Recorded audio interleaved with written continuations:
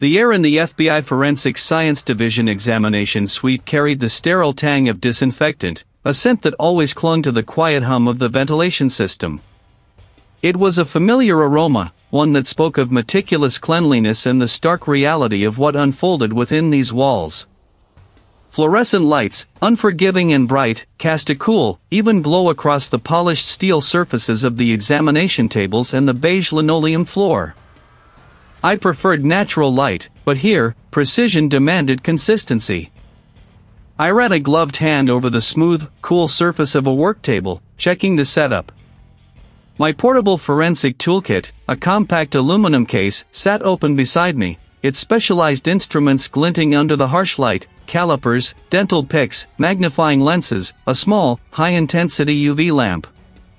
Each piece had its purpose, an extension of my own senses, designed to coax secrets from silence. A clerk, a young man with earnest eyes and an impeccably pressed uniform, wheeled in a large, sealed evidence container.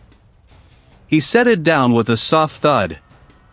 "Dr. Marlowe," he said, his voice hushed, as if respecting the solemnity of the contents. "The Thorne file. 10 years cold, as requested." I nodded, my gaze already fixed on the container. "Thank you." The clerk retreated, leaving me in the quiet solitude I preferred for these deep dives. Elias Thorne. The name echoed in the tech world for years after his death, a visionary CEO, a titan of innovation, whose sudden demise had been ruled a suicide. He'd reportedly jumped from the penthouse balcony of his corporate headquarters, leaving behind a brief, cryptic note. The case had been closed, the narrative solidified.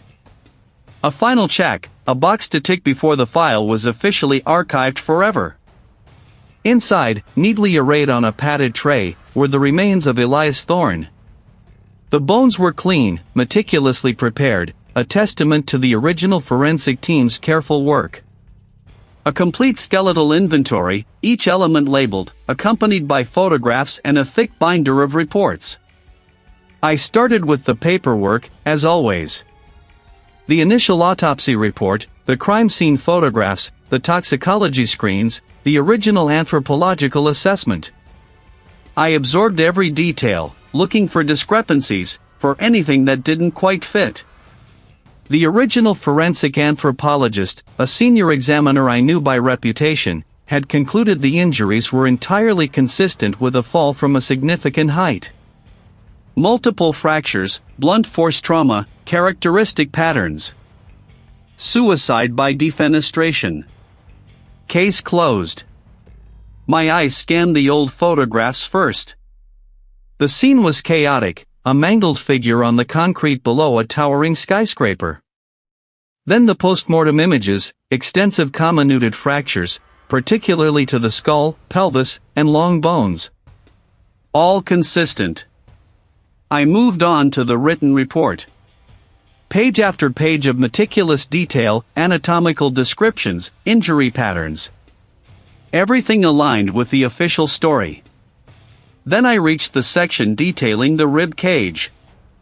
The report noted several fractured ribs, consistent with impact trauma.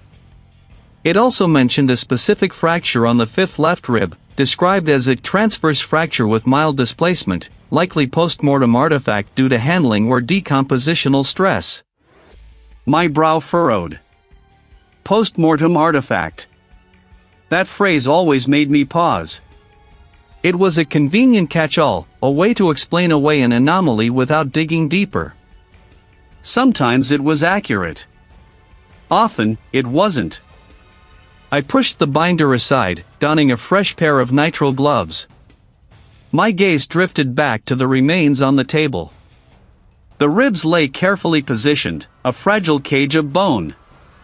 I picked up the fifth left rib, turning it gently under the powerful magnifying lamp. The bone felt light, ancient, yet surprisingly resilient. The fracture was there, precisely as described in the report. A neat, almost surgical transverse break, roughly mid-shaft. It was small, barely a centimeter in length, and the displacement was indeed minimal. At first. glance, it looked unremarkable, easily dismissible as taphonomic damage. But something about the edges, a subtle micro-beveling, a slight radiating pattern invisible to the naked eye, snagged my attention. It was too clean for random post-mortem handling, too specific for general decompositional stress. I pulled out my stereo microscope, adjusting the focus with practiced ease. The bone surface filled my field of vision, magnified 20 times over. I traced the fracture line with a fine dental probe, my breath held. The edges, under this magnification, told a different story. There were microfractures radiating subtly from the main break, almost like a miniature spiderweb. The cortical bone along the fracture margin showed a minute degree of plastic deformation, a bending before breaking, indicative of fresh bone. This wasn't post-mortem. This was perimortem. It had happened at or around the time of death. Something sharp, or a concentrated blow from a small, hard object. Not the diffuse impact expected from a fall from hundreds of feet, which typically produced more comminuted, shattered fractures across a wider area, or oblique breaks from rotational forces. This was a localized injury, distinct from the catastrophic damage elsewhere. My mind raced. A single, distinct fracture like this, amidst a symphony of impact trauma, was an outlier. An anomaly. It was a faint, almost imperceptible crack.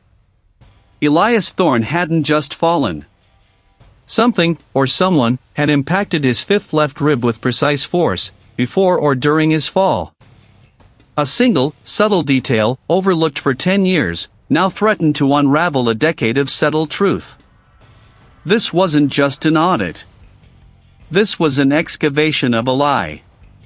A decade-old case, the supposed suicide of Elias Thorne. The post-mortem artifact described in the original report, a small, clean fracture on the left temporal bone, had always felt too neat, too conveniently explained away. I preferred messy truths over tidy assumptions. I adjusted the articulating lamp, flooding the cranium with a cool, white light. The bone surface, meticulously cleaned and re-articulated, shimmered faintly. My thumb brushed over the fracture. It was precisely as described, a linear break, about 2 centimeters long, with smooth margins. The original report attributed it to mishandling during recovery or transport. A plausible explanation, yes, but my gut, honed by years of deciphering bone stories, felt a prickle of dissent. I set the cranium back down and reached for a high magnification loupe. Pressing it to my eye, I leaned in, my focus narrowing to the fracture site. The magnification brought out the micro-details, the subtle nuances that often held the real answers. I rotated the cranium again, examining the internal and external tables of the bone. The original investigators had noted the smoothness. Post-mortem. But the closer I looked, the less smooth it appeared. Under the intense magnification, I began to see microscopic radiating lines emanating from the fracture. Not jagged, fresh breaks, but faint, almost healed stress lines. And crucially, there was a subtle beveling on the internal table of the temporal bone, a slight inward depression, barely perceptible to the naked eye. My breath hitched.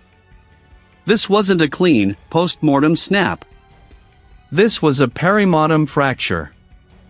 A fracture that occurred around the time of death, when the bone was still green, still hydrated and elastic. The force had been applied from the outside, directed inward. A cold certainty settled in my stomach. Suicide by a single gunshot wound to the head, as the original report claimed, typically presented with a very different fracture pattern, a larger entry wound, often with extensive radiating and concentric fractures. And even if it were a contact wound, the type of fracture I was seeing here, the specific inward beveling, didn't align with a self-inflicted gunshot. It suggested impact from a solid object. I pulled back, my mind racing. Before death. This wasn't an accident during recovery.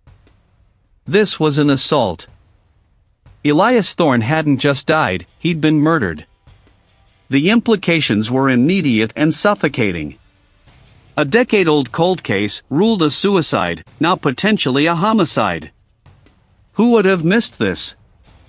Or, more disturbingly, who would have chosen to miss it? I spent the next 2 hours meticulously documenting my findings. I photographed the fracture under various light sources, capturing the subtle beveling and radiating lines. I took micro-CT scans, building a detailed 3D model of the fracture site. Each image, each data point, solidified my conclusion. The evidence was irrefutable. The official narrative was a lie. My fingers hovered over the phone, a knot forming in my gut. I knew this wasn't going to be a popular call.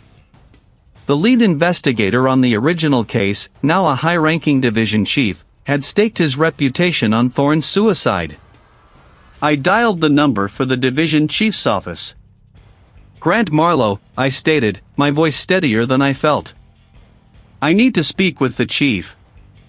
It's about the Thorne review." A few minutes later, the division chief's gravelly voice came through the receiver. "Marlowe. What's up? What are you talking about? That case was closed, ruled a suicide, 10 years ago. We're talking about a high-profile individual here, Marlowe.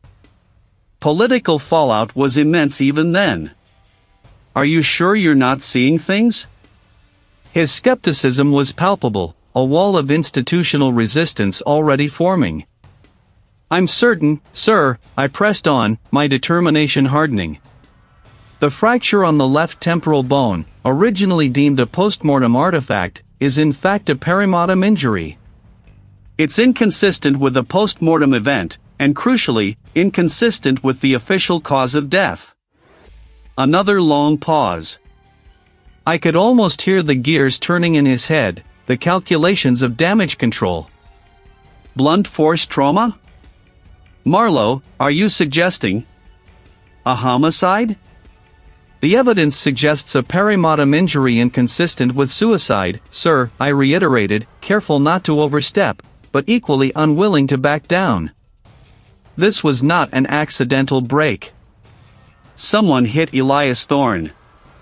The chief sighed, a long, exasperated sound. "All right, Marlowe.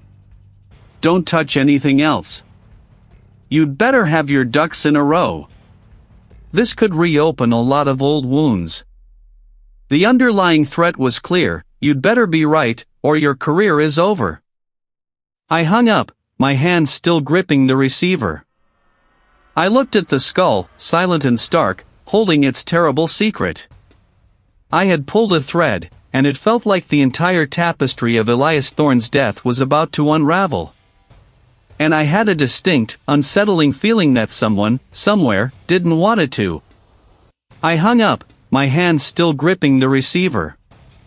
This wasn't just about a forensic anomaly anymore. This was about a cover-up, a deliberate misdirection that had stood for 10 years.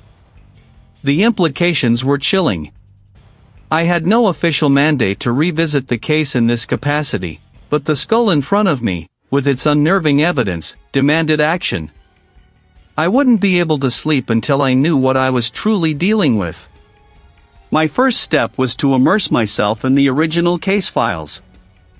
I pulled up the digital archive, a sprawling collection of documents, photographs, and transcribed statements. The screen glowed, illuminating the quiet room. I started with the crime scene photos, blowing them up, scrutinizing every pixel. But the details, when examined without the bias of a predetermined conclusion, told a different story. I zoomed in on the pistol. The grip, even in the grainy image, seemed off. Not a natural grasp for someone in their final moments, but almost placed. And the spatter patterns. The blood spray on the wall, the distribution on the desk. They were consistent with the projectile's trajectory, yes, but something about the volume, the dispersal, felt subtly wrong for a close-range, self-inflicted wound. It was a gut feeling, an instinct honed over years of dissecting death scenes, but it was strong. I made a mental note to re-examine the ballistics report if I could get my hands on it. Next, I sifted through the witness statements. The building manager, the security guard, Thorne's executive assistant, their accounts were uniformly bland, focusing on Thorne's recent stress, his withdrawn demeanor. They painted a picture of a man on the brink. But there was a recurring thread, a subtle omission. No one mentioned any recent threats, any disputes beyond typical corporate friction. No one seemed to have seen or heard anything truly suspicious in the hours leading up to the discovery. Too clean, too perfectly aligned. I focused on the executive assistant's statement. She'd been with Thorne for years, knew his habits, his projects. She spoke of his intense focus on Project Chimera, a codename she seemed reluctant to elaborate on, dismissing it as just another one of Elias's big ideas. Her discomfort was palpable, even in the cold text of the transcript. It was a flicker of something real in a sea of manufactured calm. Project Chimera. The name snagged in my mind. Elias Thorne wasn't just any tech CEO, he was a visionary, a disruptor. His company, Nexus Dynamics, had pioneered advancements that had reshaped entire industries. If he was working on something truly revolutionary, something that threatened established powers, then personal despair might just be the most convenient smokescreen imaginable. Accessing Thorne's digital footprint was the trickier part. Official channels would demand justification, and my current re-evaluation didn't quite cut it for a full-scale digital forensic dive into a closed case. I decided to try a more indirect route. Specifically, anything on internal project management, code names, that sort of thing. Just for a case study. The reply came back quickly, almost too quickly. That's a tough one, Grant. Most of that proprietary stuff gets locked down tight after a CEO's death, especially a high-profile one like Thorne. Legal teams went through it with a fine-tooth comb. What's left publicly accessible is pretty thin. It wasn't a flat refusal, but the subtle resistance was there. Publicly accessible was the key phrase. It told me there was more, just not for me. I felt the invisible wall of obfuscation rising. I pushed back, gently. I'm less interested in the proprietary code itself, more in the metadata. Project names, internal communication logs, anything that hints at scope or collaborators. A longer pause this time. Let me see what's even still available in our archived server. No promises. The words hung in the air, weighted with implication. The tension in the suite grew, pressing in on me. I knew then that I was onto something far larger than a simple forensic oversight.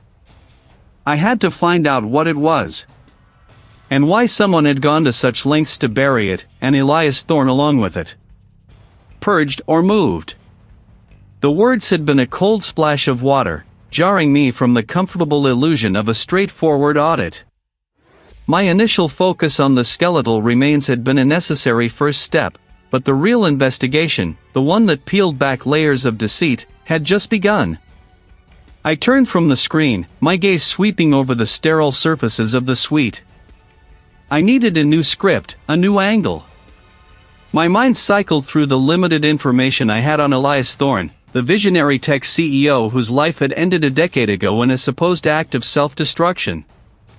The official narrative was neat, too neat.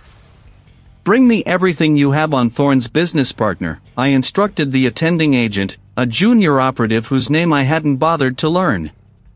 He nodded, his expression a mix of deference and mild curiosity, and disappeared into an adjacent office.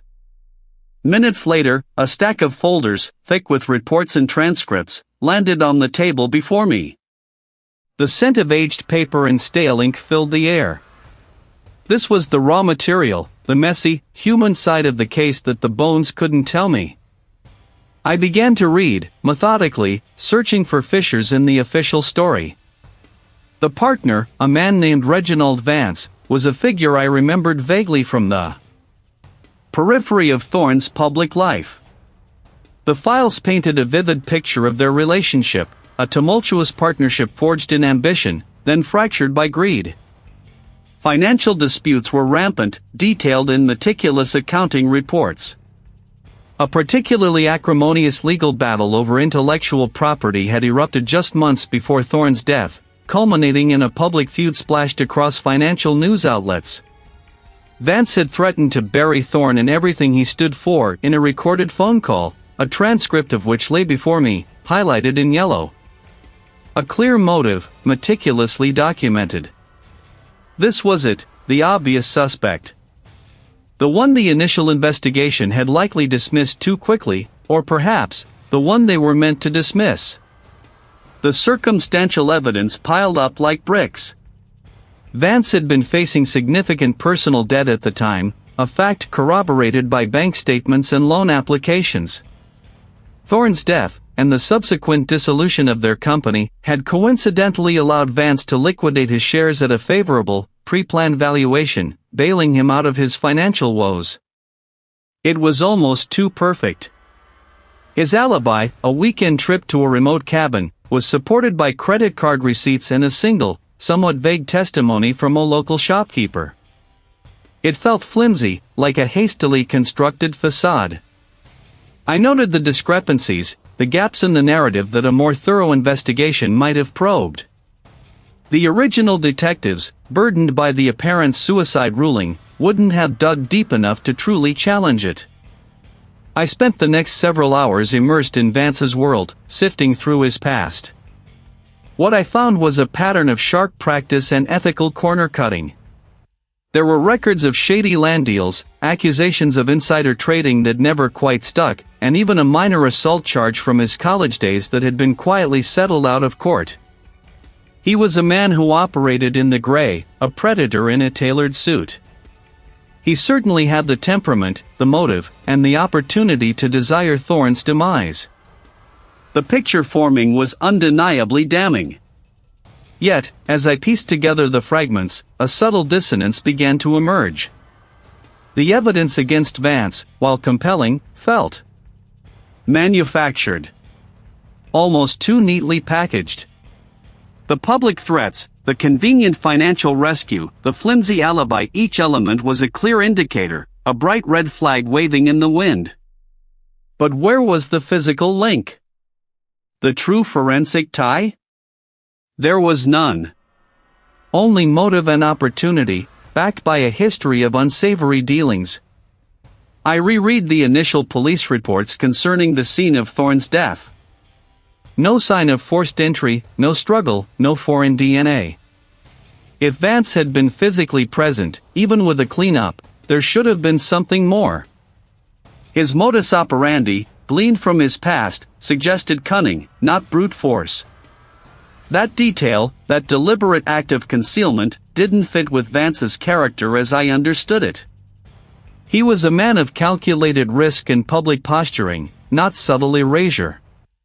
The knot in my gut, which had initially been one of apprehension, now twisted into frustration. Vance was a plausible suspect, an easy villain to point to. He fit the profile of a man capable of orchestrating a death for profit. But as I closed the final folder, the weight of the evidence didn't feel like a definitive answer. A meticulously constructed narrative designed to lead investigators down a specific path, away from the true architect of Thorne's demise. Vance was a troubled heir, certainly, but I was beginning to suspect he was merely a convenient scapegoat, a minor player in a much larger, darker game. I'd been staring at the empty evidence locker, the one that should have held Elias Thorne's personal effects, trying to reconcile the official narrative with the yawning void before me.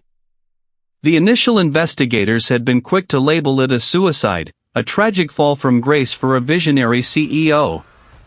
And then there was the business partner, a figure conveniently placed to absorb any lingering suspicion, a ready-made scapegoat for the company's subsequent financial woes. The narrative around him was too neat, too comprehensive. Every question I'd had about Thorne's final days seemed to funnel directly to the partner, explaining away Thorne's erratic behavior, his mounting debts, his supposed despair. It was almost as if the initial investigation had wanted a clear suspect, a clean explanation, rather than the truth. A system designed to protect itself, as I had come to suspect. The bones, meticulously cleaned and re-articulated by the division's technicians, were a roadmap of Thorne's final moments, if only I could read it correctly.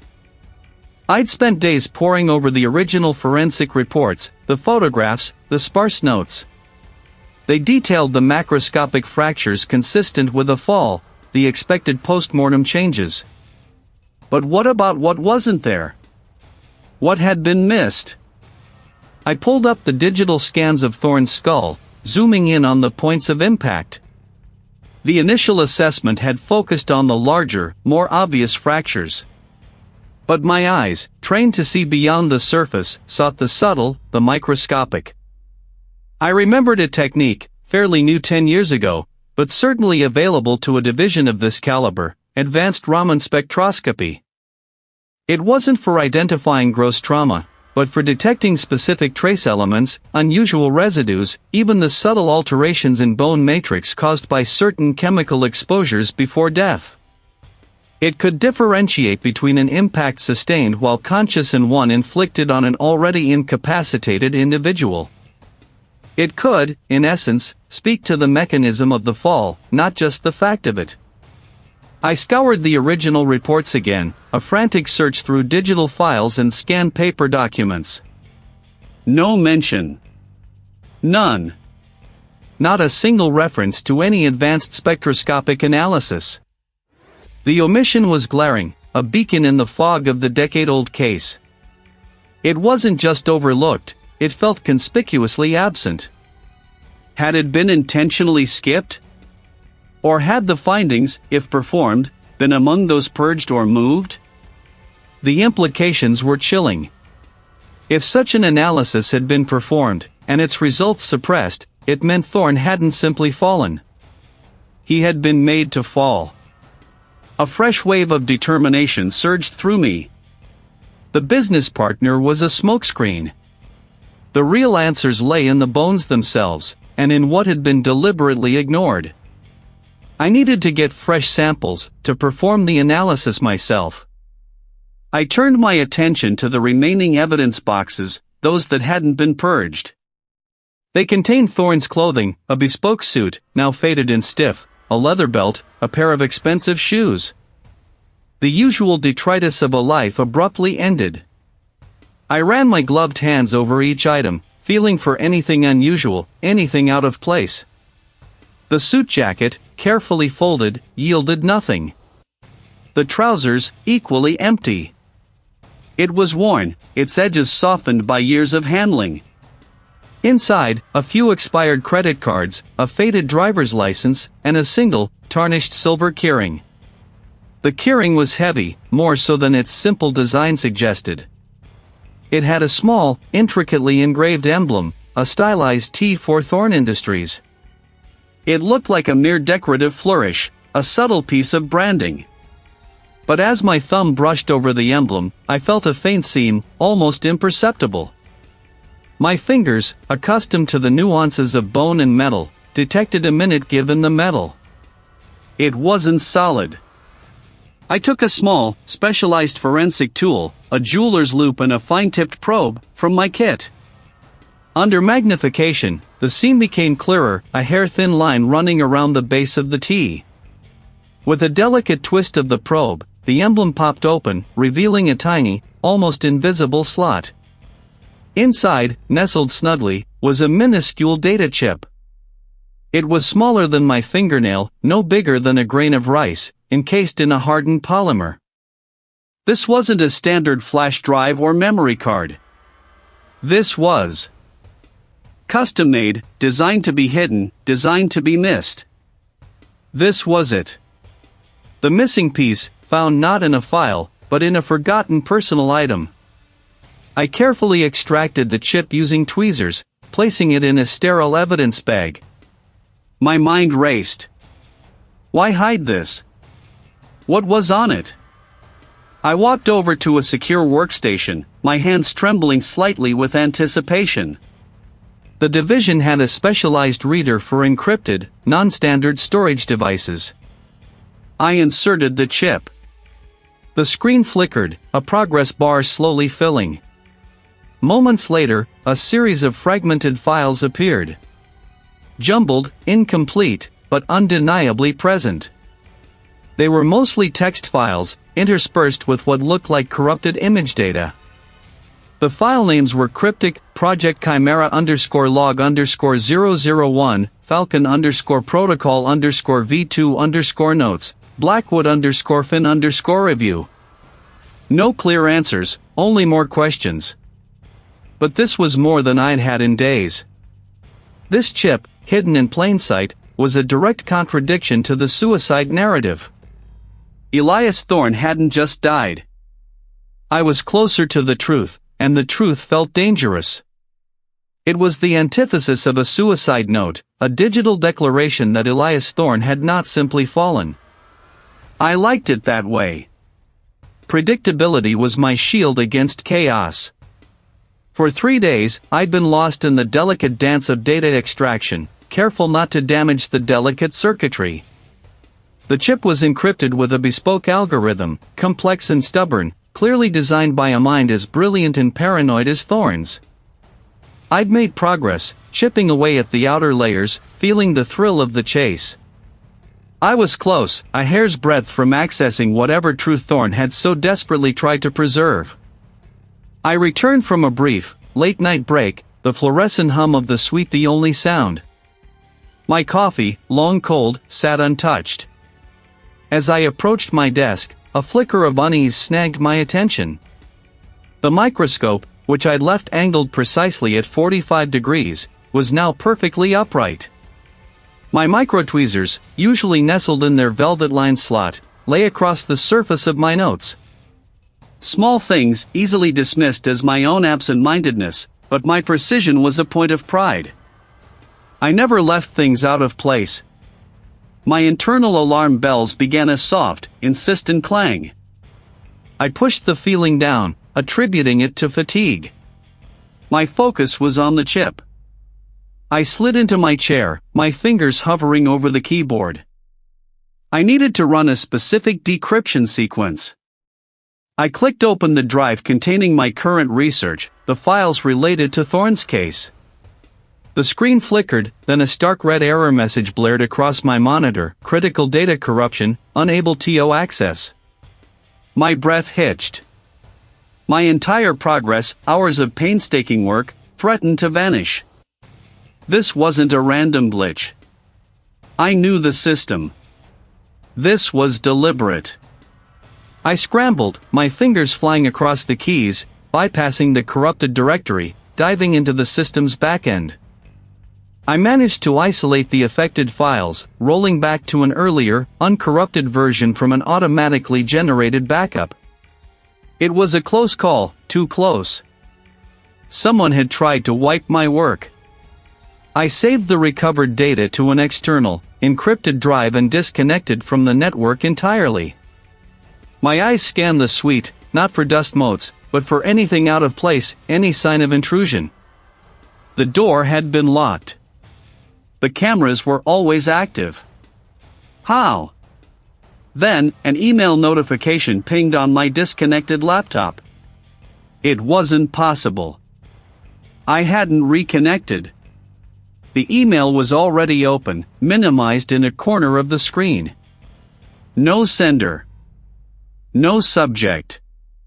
Just a single, stark image, a blurry, distant photograph of me, sitting at this very desk, bent over the microscope, the chip visible on the slide. Below it, in plain text, a single line: "Some truths are better left buried, Grant. Don't dig deeper." The stone in my gut turned to ice. They weren't just observing. They were inside. Inside the FBI's supposedly secure network. Inside my secure workspace. This wasn't a petty vandal or a disgruntled colleague.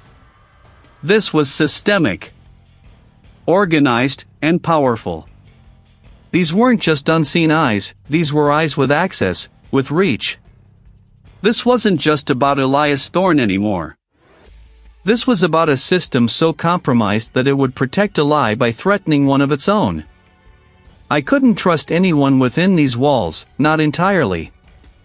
But I knew someone who might understand. Someone who had always seen the cracks in the official story. I pulled out my personal phone, a device I kept separate from my work, and scrolled to an old contact. Thomas Mac McMillan. A retired police detective, gruff and cynical, but with an unshakable moral compass. He'd been the lead investigator on the original Thorne case, before it was abruptly closed and labeled a suicide. He'd fought against the official narrative then, and lost. I dialed. It rang twice before a gravelly voice answered. McMillan. Mac? Didn't think I'd hear from you again after that Thorne file landed on your desk.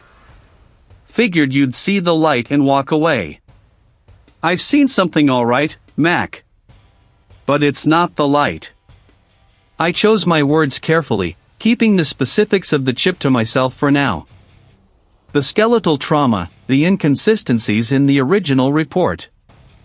They're worse than I thought. And now, someone's trying to make me stop looking. Trying to make you stop? His voice sharpened, a spark igniting in the familiar weariness. How so?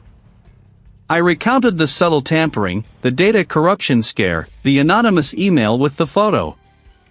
I left out no detail of the escalating intimidation. Damn it, he muttered. I knew it. I told them. I told every superior officer who would listen that Thorne didn't kill himself. That the scene was staged. The pressure from higher up was immense, Grant. They wanted it closed. Fast. Clean. That explained the access to my suite, the network breach. Yeah.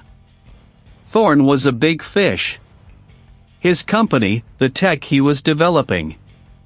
It had a lot of powerful people very interested, and very nervous. I always had a gut feeling it was a cover-up, but I couldn't prove it. My hands were tied. His voice was laced with an old frustration. What have you found, Grant? What's got them spooked enough to come after you like this?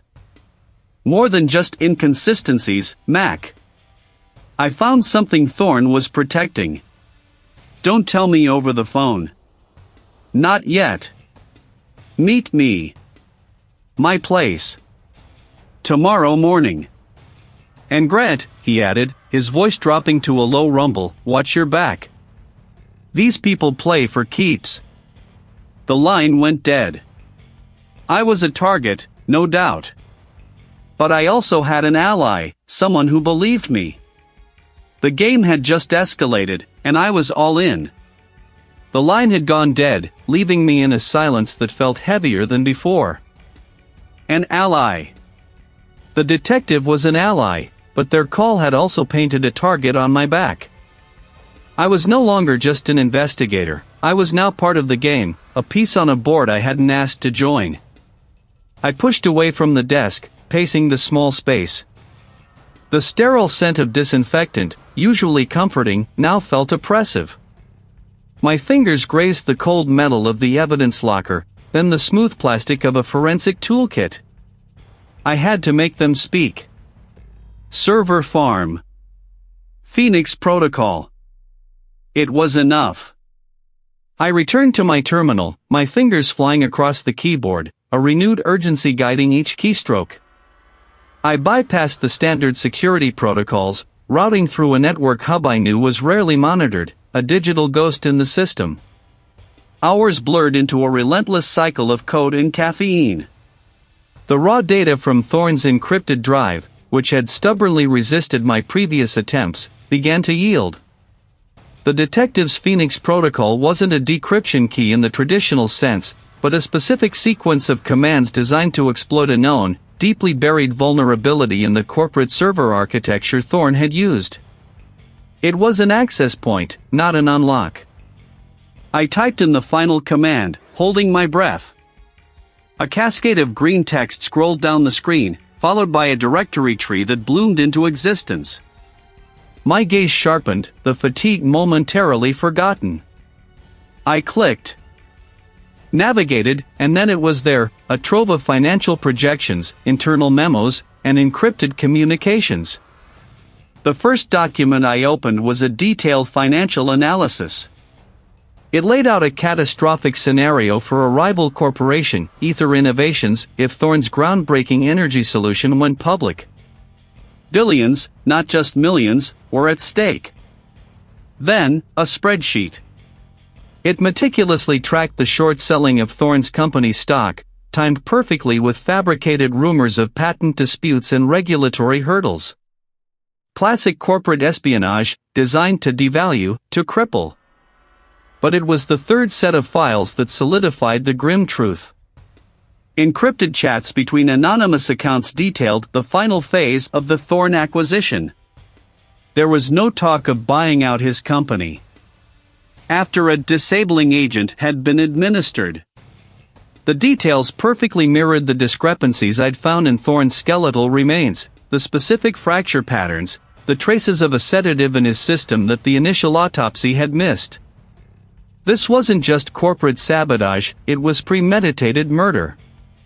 The rival CEO, the architect behind Ether Innovations, was the spider at the center of this web. Their name, prominently featured in the financial documents and implied in the communications, solidified their culpability. This wasn't a sudden, desperate act. This was a calculated, ruthless dismantling of a competitor, culminating in an execution. I had it. The truth. But the sheer scale of the conspiracy, the power wielded by the rival CEO, made my next move terrifyingly clear.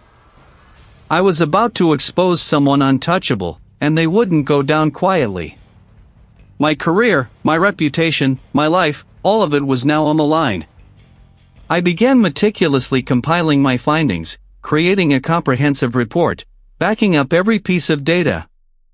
This had to be airtight. A soft knock echoed on the reinforced door of the suite. My head snapped up, my hand instinctively hovering over the emergency shutdown button. The time was past midnight. No one should be here. Grant? A familiar voice, hushed, came from the other side. It's me, the forensic technician. I need a word. My stomach tightened. The forensic technician. A former colleague, someone I trusted. I knew their face, their habits, their quiet dedication. But the voice held a tremor, an unusual strain. I hesitated, then pushed back my chair. I walked to the door, my movements deliberate, my hand resting near the lock mechanism. What is it? I asked, my voice flat, my gaze fixed on the reinforced steel. A pause. They know you're close, Grant. They've been watching your activity logs. They want you to stop. They said it's for your own good. My jaw clenched. They? I pushed. Who is they? The people who run things, Grant, the technician pleaded, their voice cracking. The ones who make sure certain truths stay buried. They're offering you a way out. A transfer. A promotion, even. Just drop it. I leaned my forehead against the cool metal of the door. The rival CEO's reach was long, extending even into the very division meant to uphold justice. My former colleague, pressured, coerced, now stood on the other side of that door, an unwilling messenger. I can't, I said, my voice steady, resolute. Elias Thorne didn't kill himself. He was murdered. And I have the proof. Silence stretched between us, thick with unspoken threats and a palpable sense of dread. They'll ruin you. Worse. Maybe, I conceded, my gaze sweeping over the evidence laid out on my desk, the decrypted files still glowing on the screen. But I understand what I have to do. I heard the technician's footsteps retreating, fading down the corridor. not empty, but charged. I was alone, but armed with the truth, and ready for the storm. My hands moved with a familiar precision, arranging the last of the exhibits on the rolling cart. The skeletal fragments, meticulously cleaned and labeled, rested in their clear containers. The 3D printed replica of the skull, complete with the simulated trauma, was secured in its padded case. And then there was the tablet, its screen dark, holding the digital ghost of Elias Thorne's final moments and the damning truth of his betrayal. I ran a thumb over the cold glass of the tablet. The technician's footsteps had long since vanished, leaving me to my thoughts, to the echoes of what I'd uncovered. The storm was here. I could feel it gathering, a low-pressure front building in the air, a premonition of the battle ahead. I wasn't just presenting evidence, I was challenging a decade of official narrative, facing down an entire system that had decided what was convenient, what was acceptable. A knock on the door, sharp and immediate, pulled me from my reverie. "Grant? They're ready for you." It was the agent who had escorted me in, his voice flat, professional. I took a deep breath, adjusted the lapels of my blazer, and pushed the cart out of the suite, the wheels a soft rumble on the polished linoleum. The corridor was stark, functional. Every step I took felt deliberate, leading me not just to a meeting room, but to a precipice. The conference room was imposing. A long, polished mahogany table dominated the space, surrounded by stern-faced individuals. A senior agent, 2 legal counsels, a representative from the Department of Justice, and the initial lead investigator from the Thorne case, his expression a carefully neutral mask. They sat like judges, their gazes fixed on me as I wheeled my cart to the head of the table. "Good morning," I began, my voice steady despite the tremor in my gut. "My name is Grant Marlowe. I'd been tasked with an independent review of the Elias Thorne case, specifically the skeletal remains recovered 10 years ago." I activated the projector, and the first slide, a high-resolution image of the initial autopsy report, filled the screen. My re-examination, however, has revealed significant inconsistencies that challenge this conclusion. I picked up the replica skull, turning it slowly to highlight the entry and exit points. The initial report described a clean, self-inflicted wound.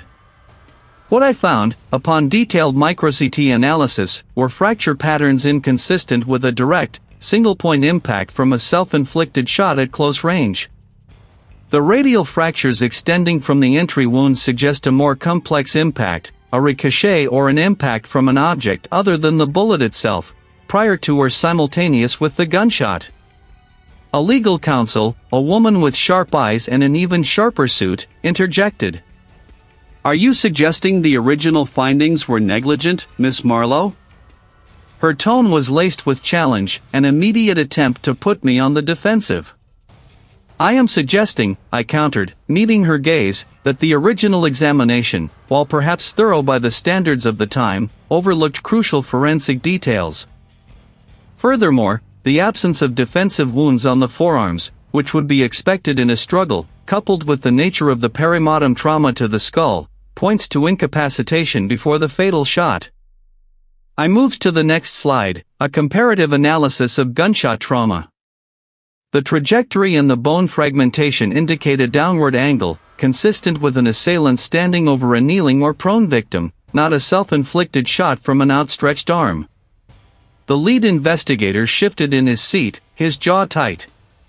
"This is all speculative, based on a reinterpretation of old data. The scene evidence was clear." "The scene evidence was interpreted through a specific lens, one that fit a convenient narrative," I retorted, my voice gaining strength. "My interpretation is based on objective, repeatable scientific observation. But let's move beyond the bones, shall we?" I placed the tablet on the table, connecting it to the projector. The screen flashed, displaying lines of encrypted code. While the physical evidence points to murder, the motive and the mechanism of the cover-up remained elusive. Until now. I tapped the screen, and the code dissolved into a series of text messages, emails, and financial transactions. This data, recovered from a heavily encrypted drive found in Elias Thorne's private study, was dismissed as corrupted beyond repair. My team, however, managed to decrypt it. The room went silent, save for the software of the projector. The messages scrolled, revealing a clandestine network of communication. There were directives from a corporate executive, instructing the security chief to neutralize the problem before the IPO. There were follow-up messages detailing the staged scene, the disposal of the true murder weapon, and the planting of a different firearm. The dates on the messages aligned perfectly with the timeline of Thorne's disappearance and the subsequent investigation. I paused the scrolling on a particularly damning email, clearly outlining the plan to discredit any future challenges to the suicide ruling. "This isn't speculation," I said, looking around the table, allowing the weight of the evidence to settle. "This is a digital confession, corroborated by the physical evidence I've just presented. Elias Thorne was murdered. And his death was systematically covered up by individuals determined to protect their financial and political interests." The senior agent, a man I'd only known by reputation, leaned forward, his face etched with a grim understanding. "The corporate executive. The former district attorney. The security chief." He listed the names, the roles now cemented to identities. The legal counsels exchanged wide-eyed glances. The lead investigator looked as if he'd aged a decade in the last 5 minutes, his face a roadmap of dawning realization and regret. "The evidence is irrefutable." The senior agent nodded slowly, a stark finality in the gesture. "Agreed, Miss Marlowe. Justice, after 10 long years, was finally being unearthed." The truth, meticulously pieced together from bone and bite, had broken through. But the victory felt heavy. The cost of this truth, the decade of injustice, the lives shattered, the lengths people went to bury it, it all pressed down on me, a tangible weight. I had done my job. The storm had broken, and the truth had prevailed. But the aftermath, I knew, would be a long, difficult clearing. Minutes had stretched into an eternity since the final slide had vanished from the projection screen, since the chairman had gavelled the meeting to an abrupt, almost panicked close. Now, only a few figures remained, moving with the hushed reverence of mourners at a wake. A senior agent, his face a mask of grim satisfaction, exchanged a few clipped words with a legal representative, their voices too low for me to discern. I stood by the long stainless steel table, my gaze fixed on the empty space where Elias Thorne's reconstructed skull had rested for so many months.